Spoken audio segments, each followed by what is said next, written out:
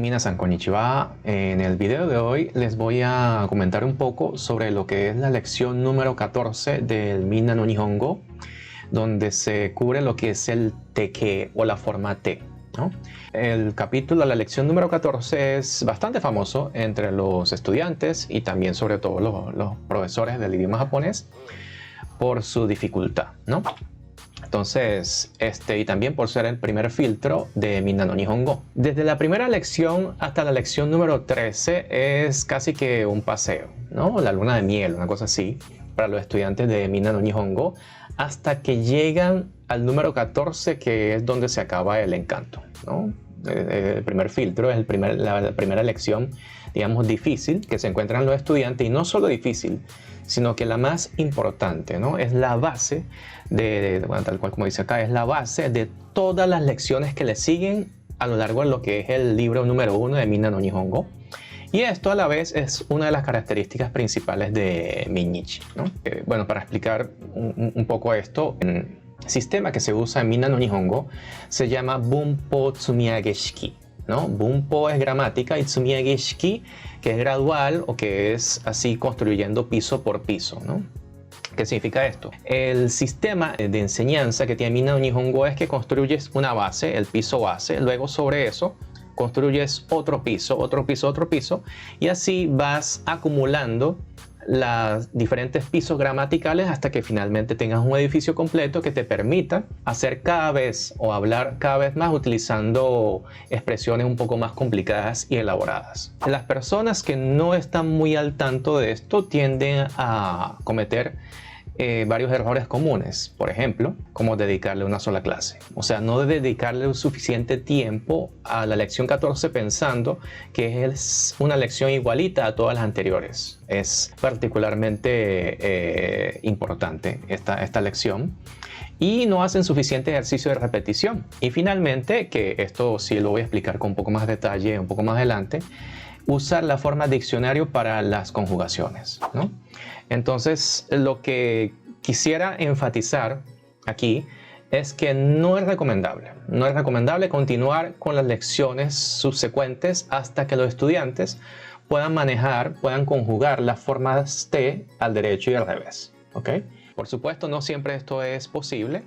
Y si no es posible dedicarle tanto tiempo a la lección 14, entonces al menos que en las lecciones posteriores al principio haga el repaso de repetición de los grupos, en la conjugación de la forma te, o sea, dedicarle un tiempito al principio de cada clase de manera que siempre tengan fresco lo que es el teke. Entonces, ¿qué es la forma te? ¿No? Vamos a empezar por lo básico. La forma te son las conjugaciones de verbos que terminan en te o de y se conocen como teke, teke con katakana, ¿no? Esta es la forma, digamos, correcta de escribir teke, pero aquí en adelante vamos a colocarlo en hiragana porque así es como se maneja en Minna no Nihongo. Ellas solas, las formas te solas, no tienen un significado a menos que esté dando una orden, ¿no? O algo así, o expresiones similares. La gran mayoría de los casos tienen que estar en conjunto con otras expresiones para que tenga sentido. El concepto nuevo que se introduce acá, por supuesto, son los tres grupos del verbo, el grupo 1, 2 y 3. Tal cual como comenté en un video anterior, estos tres grupos del verbo no existen en la gramática que aprenden los japoneses en la escuela, ¿no? Entonces, es un invento, es algo que se inventó para facilitar la enseñanza del idioma japonés. Los japoneses conocen estos grupos como Godan Katsuyo, un nombre totalmente diferente, un sistema totalmente diferente, ¿ok? Pasando ya al contenido como tal, aquí vemos varios verbos, ¿no? Kakimasu, nomimasu, kaimasu, tabemasu.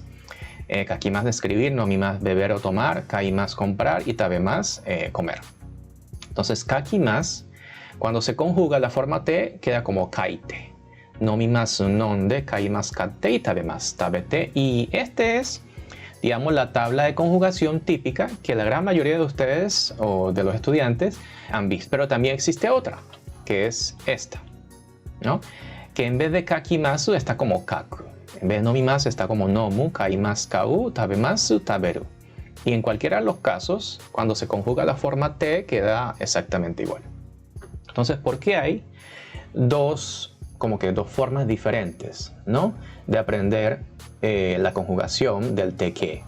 Y esto es porque hay dos metodologías diferentes para enseñar la forma te. La primera de ellas es que se utiliza como base la forma más. O sea, a partir de los verbos que se encuentran en forma más, es que se hace la conjugación hacia la forma te, ¿no? Esto es una. La otra es a partir de lo que es la forma diccionario, ¿no? De la forma diccionario a la forma te. Cada uno de estos tiene sus pros y contras. O sea, no es que uno sea mejor que el otro. En el caso de la forma más, entonces, por ejemplo, ikimas pasaría a ite. Y posteriormente es que se aprende la forma diccionario que es iku, ¿no? Lo bueno de esta forma de enseñar, de esta metodología, es que es mucho más fácil para los estudiantes, ¿no? Porque lo primero que ven los estudiantes es la forma más. Y en la gran mayoría de los casos, sencillamente se tiene que sustituir el más por te y ya tienen la conjugación hecha, ¿no? Mientras que en la forma diccionario, donde en vez de ikimas es iku, y de iku es que se conjuga el ite. Entonces, ¿qué es lo que pasa aquí? Que es más difícil para los estudiantes, porque igualito ellos tienen que aprender la forma más. Entonces, justo cuando ya te aprendiste la forma más, te meten lo que es la forma diccionario, genera cierta confusión en la mente de los estudiantes y es demasiada información, sobre todo a nivel de principiantes, ¿no? Y además, las reglas o los trucos mnemotécnicos para memorizar estas conjugaciones es ligeramente difícil desde la forma diccionario que desde la forma más. Por supuesto, la forma más tiene sus contras, que ya que se centra en la forma más, se tarda en dominar la forma diccionario. Tarde o temprano, igualito, los estudiantes tienen que aprender la forma diccionario y basado en eso se aprenden nuevas conjugaciones, nuevas, ¿cómo se llama? Nuevas combinaciones con otros elementos gramaticales para hacer expresiones un poco más elaboradas. Y también se retrasan, por lo tanto, las conjugaciones futuras, ¿no? Y aquí viene el gran pro de la forma diccionario. Es que la forma diccionario es la verdadera base. Voy a explicar un poco esto. Por ejemplo, cuando nosotros al hablar español buscamos una palabra en el diccionario, que si comiendo, no buscamos comiendo, sino buscamos comer, ¿no? Caminar, tomar, beber, estudiar. Es el estado base de lo que son los verbos, ¿no? En el japonés, el estado base de los verbos es la forma diccionario, ¿no? Entonces los japoneses no piensan en forma más. Los japoneses piensan en forma diccionario cuando quieren buscar una palabra en un diccionario, cuando están pensando sobre alguna palabra. Entonces lo primero que se le viene a la cabeza es la forma diccionario. Esa es la base verdadera para el idioma japonés. Entonces, bueno, esto sería el pro de utilizar forma diccionario. Entonces, ¿cuál es mejor?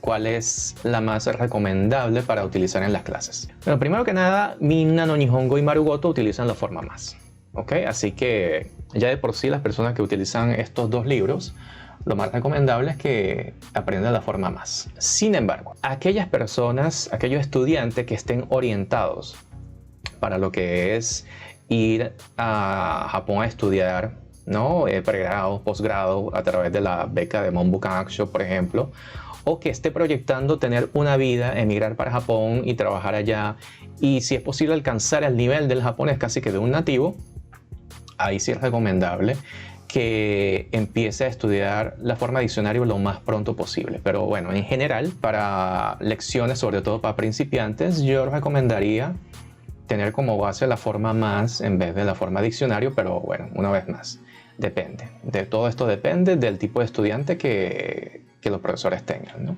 Pero lo importante, ante todo, es no mezclar, ¿no? O sea, por ejemplo, a pesar de que Minna no Nihongo está utilizando la forma más, que la explicación del profesor sea de forma diccionario, eso crea confusión en los estudiantes, ¿ok? Entonces lo importante es no mezclar estas dos metodologías cuando se esté enseñando la forma T. Entonces, aquí vemos la típica primera tabla que se encuentra en Minna no Nihongo, ¿no? Donde están los verbos agrupados en el grupo 1, 2 y 3, ¿no? Donde el grupo 1 son aquellos que terminan en i, ¿no? Kakimasu, ikimasu, isogimasu, todo termina en i fonéticamente hablando. Mientras que el grupo 2 termina en e o está compuesto por una sola sílaba. tipo nemasu, mimasu, imasu, ¿no? Que cuando quitamos el mas, solo queda una sola sílaba. O como tabemasu, que termina en e, tabemasu. El grupo 2 también es famoso por tener sus excepciones, donde okimasu y karimasu, que no termina en e, ni está compuesto por una sola sílaba, pero es del grupo 2, ¿no? ¿Qué significa que es del grupo 2? Que sencillamente le quita el mas y lo sustituye por te y ya tiene la conjugación del teke, ¿ok? Y el grupo 3, que solo está compuesto por dos verbos, que es kimasu y shimasu, ¿no? Y aquí me permito dar otra sugerencia.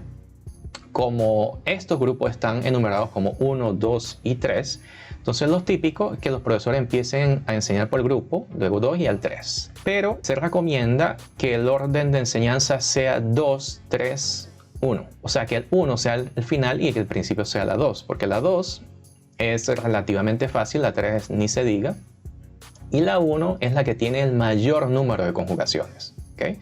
Entonces, dejar el 1 al final es recomendable, pues, a la hora de enseñar el teke. Entonces, una vez que ya estamos claros con los grupos de los verbos, vemos que dependiendo de la terminación que tenga el verbo, tiene una forma, el teke correspondiente, ¿no? Entonces, por ejemplo, se termina en ki, es ite. Si termina en gi, es ide, ¿no?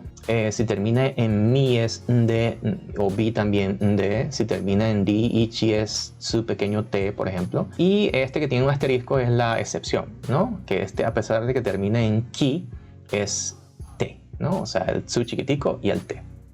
Entonces, forma fácil de memorizar las conjugaciones del grupo 1 es la siguiente. Aquellos que terminan en ichiri es te, su chiquitico te.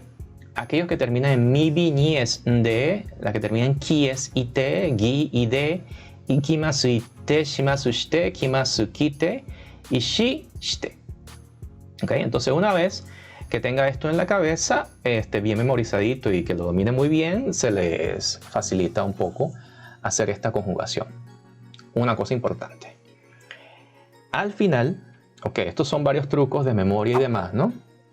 Pero al final, lo más importante es que no se aprendan esto por truco, sino que sencillamente se lo memoricen. Se lo memoricen así por repetición o como sea, de manera que sea ya automático, ¿no? La respuesta de los estudiantes.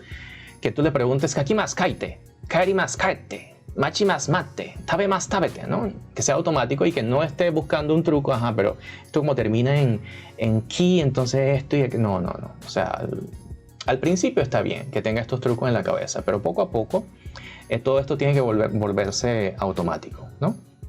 Y hablando de trucos y también la forma de hacer divertido, pues, ¿no? La clase de teke es que busquen teke no uta.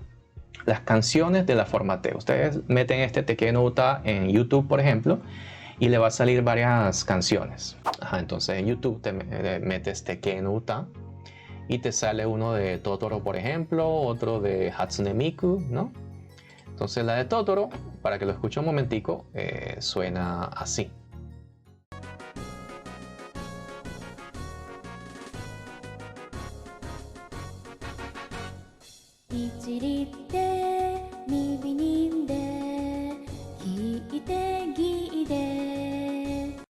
Ok, esa fue la versión Totoro. Existe también la versión Hatsune Miku, que suena así.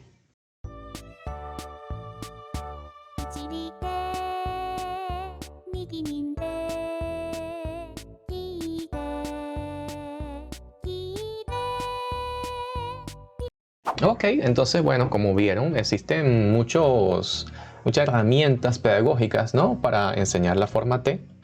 Y espero que esto les sirva de alguna manera para facilitar sus clases de aquí en adelante. Muchas gracias por ver y nos vemos en el siguiente video.